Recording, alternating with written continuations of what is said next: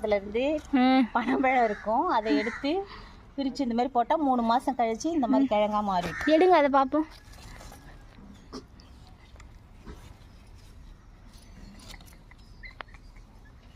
பார்த்தியா எப்படி இருக்குன்னு?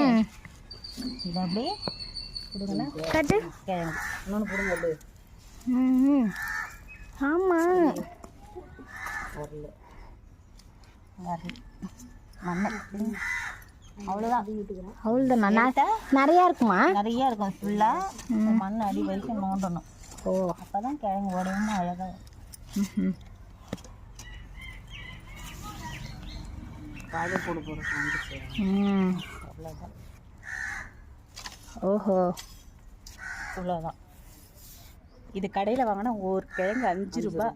பரவாயில்ல, நம்ம வீட்டிலே இருக்குது. நம்மளே போட்டோன்னா வேணாலும் சாப்பிடலாம், யாருக்கு வேணாலும் கொடுக்கலாம்ல. 2 ரூபா. சூப்பர்.